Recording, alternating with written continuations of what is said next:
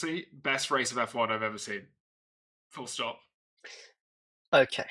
Okay, Yeah. Jamie. I mean, if that was Lance Yeah. Stroll, he'd be straight in the back of him. But some people are just, some of our friends just make brain dead moves and it pisses me the fuck off. Anyway, uh,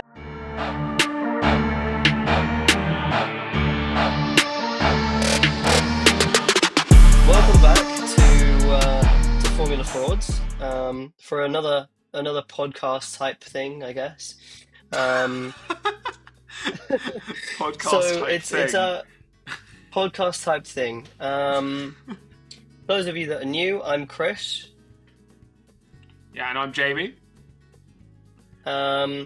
Yeah, and we're just gonna basically talk through the Australian Grand Prix and kind of just chat about what happened, really. Um, That was the best intro I've ever heard, Krish. Thank you. Yeah, you can tell I'm good at this. Uh, so I mean, let's just start from the beginning, really. What did you think? What did you think of the race overall? Honestly, best race of F1 I've ever seen. Full stop. Okay, okay, Yeah, Jamie. yeah, You're telling me that was better than Abu Dhabi 2021? yeah, yeah. Like actual racing wise, yeah. Yeah, you see, I don't know. I've seen lots of different opinions about this with the whole active aero and well, it's not even active aero. It's the boost management and also the battery management. That's obviously the theme of these new rules, right? And people are saying, oh, it's not authentic overtaking because it's all down to whether you can manage your battery and get a point where someone runs out of battery, the other person has more battery, so they can just pass them easily. But I don't know. I think we saw some good overtakes as well. Like I think I remember seeing some clips of Max Verstappen's. Obviously, I'm going to talk about Max, but Max Verstappen's overtake overtakes going into like the chicane past. I can't remember what turn it is, but you know the chicane I'm talking about. Yeah. Um, yeah. Um, which were pretty cool. Like he was side by side with going into the chicane and on a couple of occasions. Yeah, look, Um, I think the best overtaking position in Australia is through that chicane on the outside, swipe in for the yeah, second bit of the chicane. yeah. That was a It's a prime good. overtaking spot. It was, but the thing is, right? And what pisses me off so much is when we have our league races. Yeah, we can never do that because some idiot decides always to just hang it down the inside. Whereas if you look at how the overtakes they did, like in real life, and I know we're not professional racing drivers, Mate, but we have more than one brain cell. But sometimes, people end up not yielding or not backing off on the inside of that corner, right? Because they say, oh, it's my corner. When you look at the overtakes, like Max has done a few times around that corner and other drivers as well, the one on the inside does back off. Otherwise, they're just going to crash. mate, I just think you're lacking talent. I've overtaken around that outside corner before. On you, probably Right. once. Okay. Okay. Fine. Fine. I think I think some people are brain dead in the league and need to improve their racecraft. Anyway, Yeah, this is um, our F1 game league, by the way. If people didn't understand yeah, that. for context, for people that are not our friends watching this, um, we have an F1 league on the F1 25 game, and it always gets very competitive. But some of our friends just make brain dead moves, and it pisses me the fuck off. Anyway, um, This guy's written a two-page rule book specifically for I this had to, league. I had to make a rule book because of the amount of bitching and moaning that went on in our Discord calls and hours of replaying footage. It was just anyway. Back to real life F1. I think, yeah, I think the overtaking. There were some good overtakes, and I think I saw a graphic in on Twitter on F1 Twitter. Obviously the best place. A graphic that said that there were 45 overtakes last year compared to 120 this year. the funniest thing about this is not the fact that however many overtakes happened in that race, which granted there were quite a few overtakes. The funniest thing about this is F1 Twitter censoring the comments of this. Like, they're actually censoring hate comments. They're just deleting them. Being like, people are commenting like, they're not real overtakes because it's all about battery management and stuff like that, and F1 are just deleting the comments. Yeah. Base from F1 right there, honestly. Of course you'd say base from F1. All right. But yeah, I think I don't know how to feel about it, because yeah, we get more overtakes, but I can see both sides of it. Like, the argument for, it's just about battery management, well, it's like, yeah, because 50% or more, I think around 50% of the PU is battery, right? And the other 50 is combustion. Or something like 64, whatever. The ratios aren't too important, around 50%. So it's like, obviously it's going to be about battery management. We knew this going into this rule set, that it was always going to be about battery management. Whether you're a fan of it or not is a different thing. But you could say the same thing about when... I'm the biggest fan of this, because the amount of, like, there's skill in the overtaking, but there's also skill in the actual management of the batteries themselves for the F1 drivers. And this like overtake and repassing that keeps going on. Although I'm slightly worried that towards the end of the season, when people actually start getting good at doing this, they'll just slipstream another car until they run out of battery, and then just steam off into the distance. I think that might end up being the way that it works. But so I don't think in the future we'll have as much overtake, so on and so forth.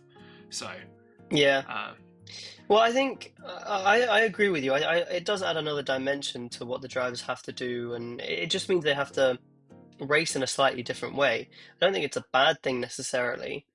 And if it provides closer racing and more overtaking, which seemingly a little bit at least it did in this opening race, then I'm here for it, despite what Max Verstappen says.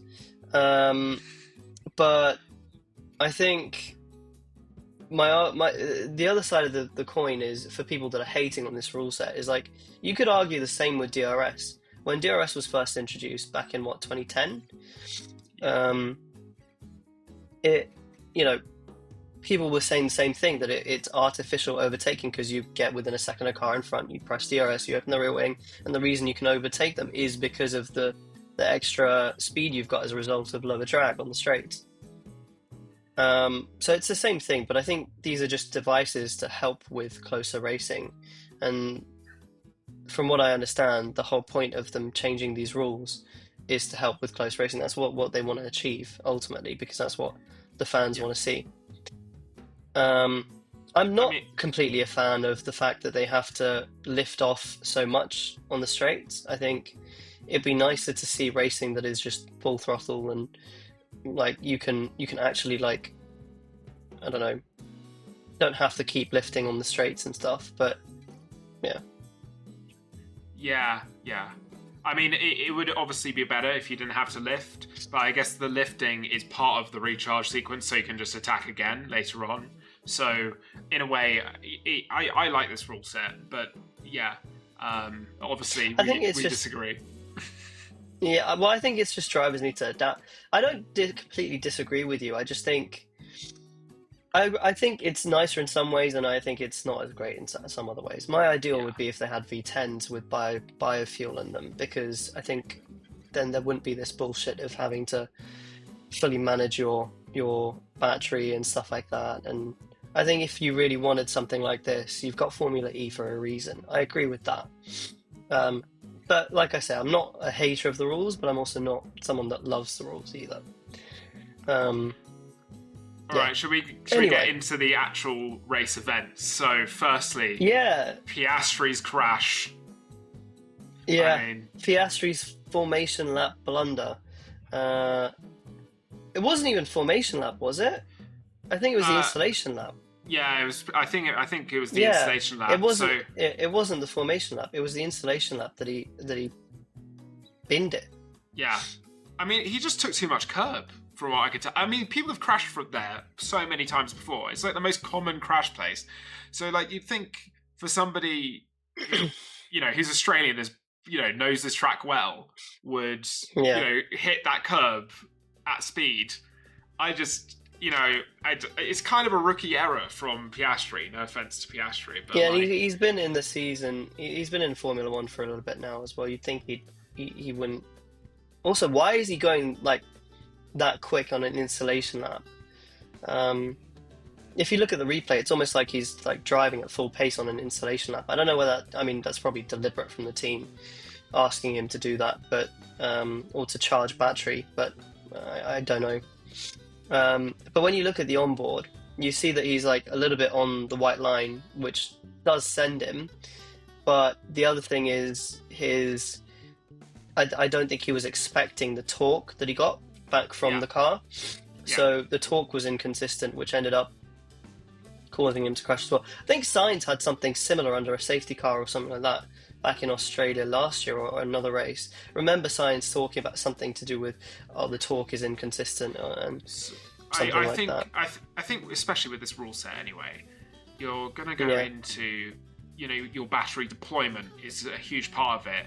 And, there are literally parts of the battery where you're getting too much torque, so the wheels just start spinning, and then you're gone. So, and I think a lot of drivers have been having an issue with that throughout testing, and they're still learning things. And, like, that Merc, by the way, has the fastest torque deployment I've seen. Like, when he was overtaking Leclerc, all of a sudden he switched on the battery, and then all of a sudden he just, do an instant boost of straight past him, and and there's not much Leclerc could do, but I think it's just rapid battery deployment is kind of insane. So anyway, Piastri blundered anyway, so it's a shame. It would have been good to see him in the race, but it isn't the first time he's binned it on a formation lap or an installation lap in this case. That's actually worse, binning it on an installation lap anyway. Anyway, moving hopefully on to... he'll come back stronger next time. But yeah, definitely. So moving on to Hulkenberg and Sainz not starting the race. I mean, I know Hulkenberg had a technical issue. But they didn't actually. The weirdest thing is that they didn't even know what the technical issue was, which is really bad from Audi. Okay. So even 5 hours after the race, like when he was doing his interviews, like he had no idea why during his interviews he had no idea why there was a technical issue. So obviously Audi needs to do some digging there and figure some things out. Yeah. I imagine they'll see it in the data anyway, and it might just require them to analyze it a bit more. But yeah, strange. It probably is something PU or electrical related. I imagine, at least. And like you say, Sainz didn't start either. So. Yeah, I mean that must. Yeah. I mean, I to be honest, actually, I'm not sure. No, that's a lie. That's a lie. He did start. He did start. He did. Okay. He did. He did, and he finished the race anyway. So I mean, shall we talk about the start? The actual start of the race. Yeah. I mean, I thought most of them got off the line fairly well. The Ferraris were fucking quick though. But I've never been so happy that the rumours were true about the starts. That was diabolical from Leclerc and Hamilton at the start. That was amazing. Yeah. I mean, that was pretty cool to see them get off the line so quickly. But Lawson had a shocker off the line, right? And Colapinto did so well not to clart it straight into Lawson. Like, he did an incredible job just keeping it. Like, if you watch the replay, you can see like the reaction time he's got to avoid just completely crashing, causing a huge crash. He steered right, then left, and just somehow managed to drift it out at the end, which was ridiculous. I've never seen such good reaction time from avoiding a crash before. I mean, if that was Lance Stroll, he'd be straight in the back of him, completely exploding parts everywhere, you know. And Lawson probably would have got injured. Let's be honest. Yeah, I mean, if they crashed, there probably would have been some kind of injury there because, that was crazy. But maybe it highlights that they need to think about something to do with the starts, because if this keeps happening, then it genuinely is a safety concern. I guess. I just think that's half the fun of it, but I guess that's. I mean, yes, as long as none of the drivers get hurt. Like, I'd love to see like someone crash into someone else, but everyone's fine. That I don't have a problem with that. But the issue is when someone does get hurt, and inevitably, if this keeps happening, something's going to happen where someone does get hurt. That's true. So that's true. Hopefully we don't. Hopefully we never see that. But yeah. The other thing that was interesting. Yeah, the other thing that was interesting is that after the formation lap, when they're getting to the grid, the Merc and the Red Bull, both Russell and I think Verstappen said, or that it was on the radio or something, that both of them, and both Mercedes and I think both Red Bulls as well, didn't have any battery at the beginning of the race. I don't know why. You would have thought that they would have wanted a full charged battery for that. No? Yeah, I mean, I would surely it would just be them not being able to recharge enough before the starting sequence. Because they're just, I mean, surely they're sitting on the grid just revving the engines a ton, trying to get battery into that thing. And I don't believe that they had zero charge. They must have had like 20%, 30%, something like that, where the Ferraris obviously had 100, sort of thing. So yeah, that's probably what the issue was there. And I mean, if they had 0% battery, there was no way that they wouldn't have got overtaken by other cars, like, from further back in the grid. Yeah, and Hadjar was doing pretty well in the first lap. What did he qualify? He qualified P3, no? And he pretty much stayed there, I think, or near about in the first lap. He was having a good race, but then obviously, as we'll get on to later, his engine went boom. I mean, he lost a position to Hamilton at the start, and then retook him, and then Hamilton retook him back later, and Lindblad managed to get into P3 at one point. Yeah, Lindblad was I mean, I know I said I'd say fair play less in these videos, but fair play to him. You do sometimes just have to say it. And Lindblad, he did a really good job. He did, but he's the only rookie on the grid this season, right? And he did a very good job finishing in the points, racing people like Verstappen. I think he raced Hamilton as well, at the start at least. So, I mean, good job to him. And he ran a fantastic race, such a good race. Honestly. Yeah, hopefully we see more of that throughout the season. I think the other interesting thing from this race was the pit stop strategies after Hadjar's engine blew up around lap 12, I think, right? And then the virtual safety car came out.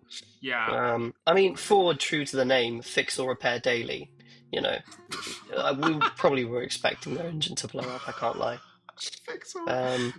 Wow, I didn't realize we were going after the. I didn't condone this. We're not going after the big engine manufacturers right now. Yeah, please don't sue me. But the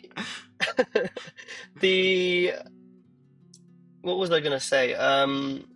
They were apparently talking about this on the radio because Hadjar noticed the engine was sounding different for a while before, so they knew what was going to happen. I think. Anyway. Sorry, under the VSC, so both on the first VSC, which was lap 12, both Mercedes pitted. Meanwhile, both the Ferraris just carried on, and then even after the second one where Bottas retired, like 10 laps later or so, they just went to carry on straight by. They should have pitted on that second one. They could have easily pitted on that second one and just carried on. Yeah, I think no. Yeah, I don't know. And Mercedes did a double stack as well. I don't know why they didn't pit at least one car. You'd gamble with one car, surely. If you didn't want to commit to the strategy, fine, but at least try it with one car and do alternate strategies. Because they could have. They knew that there were probably going to be safety cars or virtual safety cars there. We got two. We got the Hajar one, and we got Bottas's one. I think lap 17, lap 18, something like that. Yeah, they had an opportunity then as well, but I think with Bottas's one as well, it was too late because the pit lane was closed. So but it was open before when the Ferraris went by, and then a couple of people went into the pit straight afterwards. So it was open, and they closed it afterwards. So it could have easily done that, and they should have pitted one under the first VSC and the one under the second VSC. And the problem is, it's literally they didn't learn from McLaren last season in Qatar, basically, because McLaren did the exact same thing, didn't want to favour one driver over the other, and ended up losing the race because of it. And it's just sort of the same thing all over again. And I think the time at the end of the race and Leclerc finishing 15 seconds behind Antonelli, I think. Mm-hmm. You think that some of that is because of the fact that they didn't take the opportunity to pit under the VSC, because that would have saved them 10 seconds. At least 10 seconds. 10 seconds, easy. Yeah. So and that's what put them. Like, I think Leclerc would have been close with Russell till the end if he just had a good strategy and the same strategy as Mercedes. Ferrari can build a good car, I guess, or what looks to be a competitive car. They can, but you can't take the Italy out of Ferrari. You can't take the fucking shit strategy, the brain dead strategists at Ferrari. The clowns. If it's not one thing, it's another. The clowns, genuinely, what are they actually doing? Because they would have run these simulations before. They would have gone through all of these scenarios. Their strategists would have had, Lord knows, they fucking have strategy A to Z, probably plus additional letters that they've invented. So how they didn't see this as a thing to do, I don't know. But they would have discussed this exact situation before in briefings. And maybe they just felt that. Yeah. Sorry, with a Ferrari, they just when you're a team principal at Ferrari, you're not actually in charge, because you have the people, the CEO, and other people above you, basically forcing you to make decisions that you don't want to make. So basically, I just think it's just institutionally impossible to be good as a team principal at Ferrari, because there are people higher than the team principal making decisions as well. And so therefore there's no power power to the team principal themselves. Yeah, I mean, I don't know, maybe that's in terms of personnel, right? But on the racetrack, I doubt the CEO of Ferrari's calling in strategy calls or whatever. But do you remember last season when the CEO blamed the drivers for the bad performance? Yeah, that was quite funny. Imagine saying that your engineers are doing a good job when clearly they had a shit car, and then saying the driver's the issue. Yeah. I don't know what he was thinking there. Well, he clearly wasn't thinking. Maybe he had too much pasta shoved up his arse or something. But anyway, God, I'm actually going to get cancelled on this podcast. Honestly, Ferrari. Who have I insulted so far? I've insulted Ferrari. I've insulted Ford. I've insulted, I think, Jos Verstappen. And anyway. Yeah. But so it was interesting that they decided to do that strategy. We'll just leave it there, really, because I think everyone could see that was a stupid thing. Even Lewis was being like, at least pit one of us. Yeah, and Yeah. Bottas's retirement. The other thing about that was, yeah, he retired. I don't think it's surprising that Cadillac have issues. I don't think it's surprising if any of the teams have issues this early on into a rule set, but they did try they did try and fix it with changing his steering wheel or something the lap before, I think, but clearly that didn't work. And I think there's an Yeah. onboard of him somewhere doing the steering wheel change. Um, Haven't seen that in a while, so that's kind of cool in itself. yeah, the other thing I kind of want to talk about is the tyre wear. With Mercedes being really good on their tyres, because Russell did, what, 40 something laps? He pitted on lap 12, and the Australian GP is, what, 58 laps? 58 laps, yeah. Yeah, so if he pitted on lap 12, that's what, 46 laps on hards. Yeah. The thing That's is, crazy. I just think Pirelli, like, you know, the whole thing with Pirelli is they just want to be able to show that their tyres don't blow up, don't degrade, or anything. So, you know, and even if they are slow, you know, basically there's just no degradation in the tyres, and they need to sort that out, because, you know, we want more interesting strategies other than just medium hards every single race. Yeah. You know, it's just... Yeah. it's just dead because all of these tyres are just too good, really. But I know that's good branding for Pirelli, but it's just bad for racing, you know? Yeah, I mean, there was like seasons with Pirelli, like a few seasons ago, where all the tyres were blowing up all over the gaff. And like, you remember Max's tyres, he had softs on in Azerbaijan or something, and they blew up and he crashed out and lost the race.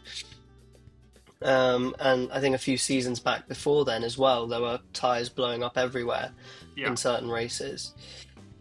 I think they just need to. They're fucking Italian as well. I'm telling you, the problem is the Italians. Like, make good tyres. Like, just learn how to do good engineering. By the way, I'm in Italy right now. I love Italians. Everyone's lovely. just the engineering might need to be a bit more, you know, to the right measurements. Less inept. Yeah, I think like Italians. Look, I love your food and I love your culture, but you guys need to learn how to do some engineering, because let's be honest, Italians are not known for their engineering. And like the tire compounds, I think Pirelli just need better constructions, or need constructions that make the racing more exciting, because it feels like we've gained the overtaking in terms of battery management. Sure, that's one thing, but tire strategy seems non-existent now.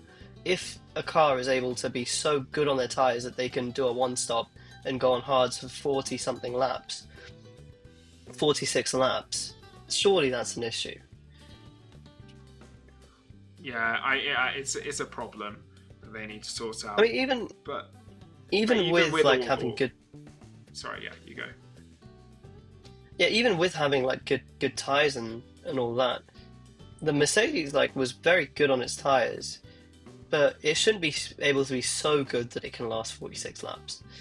But I think the bigger thing is that Red Bull, and I think other teams as well, were struggling a lot more on their tires. So I know Red Bull for sure, because Max commented about it, I think in the post-race interviews, that there was just a lot of deg with the tyre, so he couldn't really do much after the swap. But yeah, I mean, look, on the other hand, we keep saying about this problems with tyres, but so many overtakes. I know that we'll just go back to the beginning. Loads of overtakes, fantastic times, loving it. There was so many overtakes at the beginning that I literally couldn't keep track of what was going on. Like, there was that many overtakes at the beginning. It was very exciting for the like beginning half of the race, and even with the pit stop, like with the pit stops under BSC and seeing those strategies play out, it was still a good race. I think I quite liked it. Having said that, I will admit I did fall asleep through half of it. I was trying so hard to stay awake, but it was at 4 a.m. Like all the Australians right now saying, like, after every European race are like But this might be another hot take, but I think that for a season opener, it should not be in a country where, like, a lot of F1 fans are European. Like, I don't know, I'd probably go as much as say the majority of F1 fans are European. Probably less now than what was before, given the popularity of F1 in US and other countries because of things like Drive to Survive. But still, I think for a season opener, maybe it should be in a country that is more accessible to like more of your viewing audience. I know Australia are probably paying a fair bit to have them as being the season opener, but like, yeah, I just think if you're, especially at the beginning of a new season, you want to attract more people to the sport. They're not going to watch the fucking first race if it's at 4 a.m. Yeah, I think actually Australia is a fantastic opener. I also still think San Paolo should be the last track of the season, but you know, we'd love to have things certain ways. But yeah, I mean, I like the track. It's not that I don't like the track. It's just that I think the time zone, or make Australia a night race.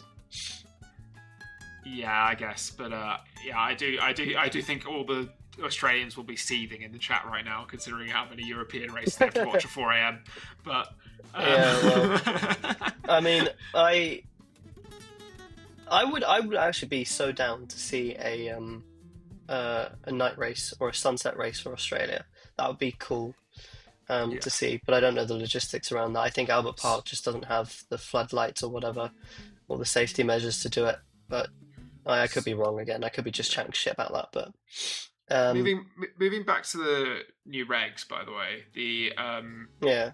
this is like becoming a bit more Formula E kind of vibes when it comes to batteries, but like we're still getting more overtakes. So I'm just wondering why Formula E doesn't have as many overtakes as this F1 rule set, because you know they're fully electric. So yeah, but Formula E, I can't lie. This is probably again a hot take because I'm not that informed about Formula E, given I don't watch it. But didn't Formula E have a fucking fan boost button that you could vote for your favorite driver, and on a section of track they could get a boost because you voted for your favorite driver? What the fuck is that? Like, how is that racing? How is that even allowed in a sport? I'm just imagining like extra boost for, you know, Max Verstappen because he got driver of the day like 5 laps from the end kind of thing. Like, yeah. Oh yeah. Oh, that would be funny. God. But just imagine Abu Dhabi 2021, right? Final lap, and Lewis Hamilton in an alternative reality. He should have won the race, but in an alternative reality, let's say on the final lap, Lewis Hamilton, against the odds, wins because the fans gave him a boost on the final lap. That would be the fucking biggest piss take ever. Like, I don't. Yeah. Anyway. I don't know exactly how it works in Formula E or whether that's still a thing. I hope it's not for the sport, but yeah. Anyway, I personally think that we should take from Formula E is when they take celebrities and make them go in the cars and see how they do. I would love to see some celebrities drive an F1 car around, but it would cost so. You just know that they would crash, and it would cost so much money to replace. They've literally crashed so many times in Formula E. It's just a joke. Yeah, I think Izzy Hammond, like Richard Hammond's daughter, was one of the celebrities. And I think she had a brake failure or something, so I don't think it was entirely her fault. But seeing that crash was crazy as well. Yeah. Like father, like daughter, I guess. Both accident prone. Anyway, what do we think of Russell being cringe on the podium then? He's fucking insufferable. I'm sorry to all the George Russell fans out there. You know, I've probably pissed off 99% of people who actually watch F1. I know. Except for Max fans, you're just like the hottest take. Except for Max fans. Okay. for whatever I've said already, but yeah, Russell, he really is just insufferable. His stupid ass Borat voice at the end of the race, like, just yeah, and he did the T-pose as well on the podium. He does do a bit of some cringe things. What I'd love to see is him to take like a cup of latte on the podium. I'd love to see him do that. Mate, he probably would as well. You just know he probably would. And the thing is, I wouldn't mind if I knew that he wasn't the most insufferable person when he wins. I would bet my house on him being the first guy being like, haha, have that. I'm the winner. Like, I know that he would probably, he most likely does do that. And because he's so insufferable, I don't like him. You know, I just love the fact that Antonelli did. You know, there's the T-pose thing from the intro, but then Antonelli behind it did the little this, you know, behind him. He did that, yeah. That's funny. I like Antonelli. He seems like a good kid, but Russell. You know what? He is a very good racer.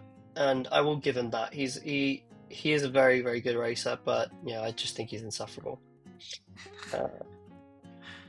I mean, I'm just excited. Anyway, I'm just excited for a Max Verstappen, Leclerc, and Russell. Like a Max Verstappen Russell title fight would be the most most unhinged title fight you'd probably have in a million years. I'm there for it. I would pay to see them fight. Like, I think they would probably scrap each other. I actually think Max would actually get out of the car after the race and actually just throw hands, because he's done that in Brazil before. So. Yeah, I think he would as well. I think he'd just start scrapping Russell, or you'd have another "suck my balls, mate" moment. I think that's what would happen, because, Russell just bitches and moans a lot. Then again, I know that the people watching this are going to be like, all the drivers do that. That is true, but Russell's just insufferable.